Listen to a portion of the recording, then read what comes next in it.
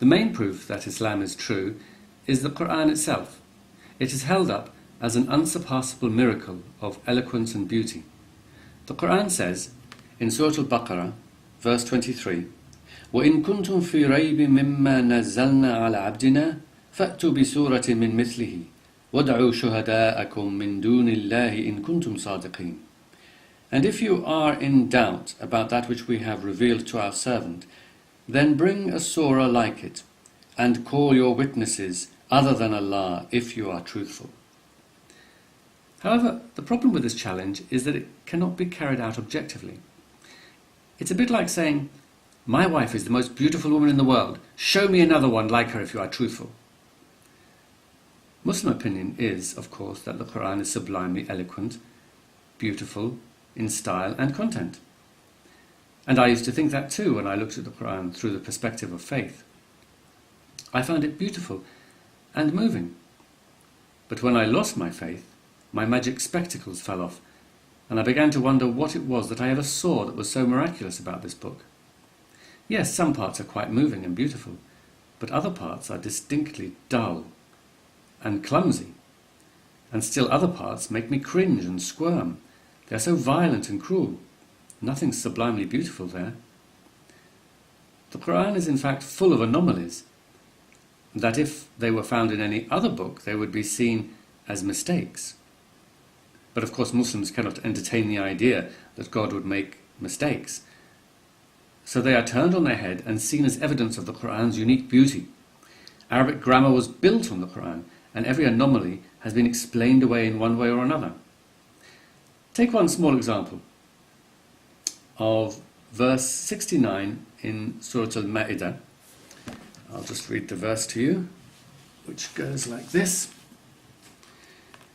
إِنَّ الَّذِينَ آمَنُوا وَالَّذِينَ هَادُوا وَالصَّابِئُونَ وَالنَّصَارَى مَنْ آمَنَ بِاللَّهِ وَالْيَوْمِ الْآخِرِ وَعَمِلَ صَالِحًا فَلَا خَوْفٌ عَلَيْهِمْ وَلَا هُمْ يَحْزَنُونَ.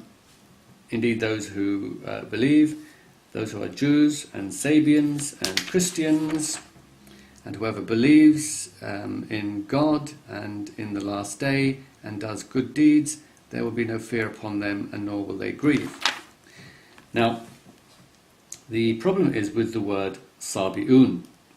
Now, there are two other places in the Quran where this verse is, where the wording is almost identical. It's pretty similar. And it has Sabi'in. Now, Sabi'un is in the nominative case, and Sabi'in is in the accusative case.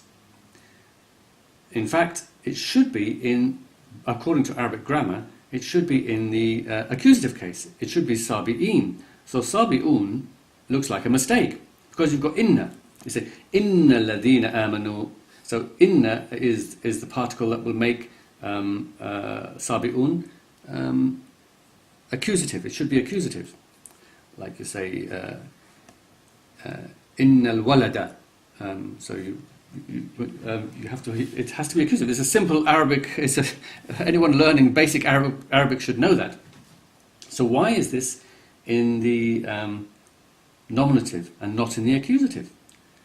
Well, it has to be explained away, and especially since the other two verses, which are almost exactly the same, are in the accusative. Then it has to be explained. The other two verses, by the way, are verse 62 of Al-Baqarah and verse 17 of Hajj, if you want to look it up. And it says Sabi'in, not Sabi'un. So, Zamakhshari, of course, immediately being an expert in Arabic grammar, in his tafsir, he immediately sees this and says, well, there's something wrong here, hang on, I've got to explain this. So he says, وَالصَّابِئُونَ رَفٌ عَلَى الْإِبْتِدَاءِ وَخَبَرُهُ مَحْذُوفٌ. So basically he's saying that the reason Sabi'un is raf, the reason why it is in the nominative, is because ala ibtida, is because it's the subject. It's starting a new sentence. It's a new sentence, and it's the subject of that sentence. وَخَبَرُهُ, and its predicate is mahdhuf, is elided, is omitted. And then he paraphrases what the meaning is, and he says, so you have to understand it in this way. إن الذين آمنوا والذين هادوا والنصارى حكمهم كذا والصابئون كذلك. So he split the sentence into two. It's completely arbitrary. There's no reason why it should be done like that, but he said, okay, you have to understand it like this, that those who believe and those who are Jews and those who are Christians, their judgment is such and such. And the Sabi'un, their judgment is likewise. Now why you should split the sentence like that? There's no reason for it, there's no sense for it, there's no justification for it, apart from, of course, trying to correct this anomaly. And it's quite clear that Zamakhshari is really struggling to find a way of explaining this. But he is forced to do this because, God doesn't make mistakes, of course. And these are the lengths that Muslims have to go to. Yet the Quran has many of these anomalies, and the tafsirs like Zamakhshari's are full of tenuous arguments and twists and turns, to make everything all fit. As for eloquence, here's an example from Surah An-Nahl, verse 106. من كفر بالله من بعد إيمانه إلا من أكره وقلبه مطمئن بالإيمان ولكن من شرح بالكفر صدرا فعليهم غضب من الله وعذاب عظيم. Now the translation of that is that whosoever disbelieves in Allah after his belief, save him who is forced to thereof, while his heart is still content with the faith. But whosoever finds ease in disbelief, on them is the wrath from Allah, and theirs will be an awful doom. Now, to me, in Arabic that sounds confusing, and in English it sounds confusing.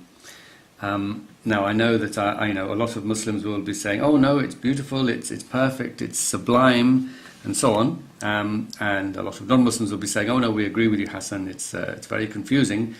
But this just makes my point. You see, the whole thing is subjective. There's nothing undeniable about it. One person will see one thing, and one person will see another.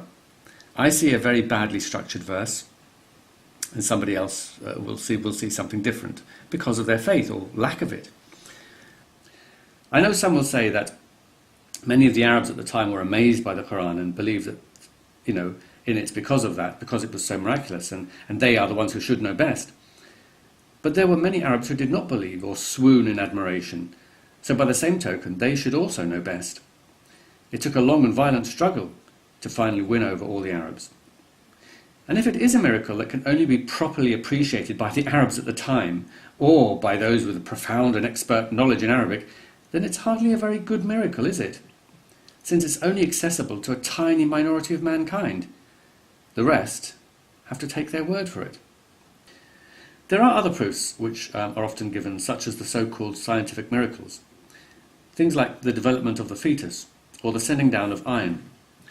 But these things were either known about at the time, or the references to them are too ambiguous and depend on giving meanings to words that they never had.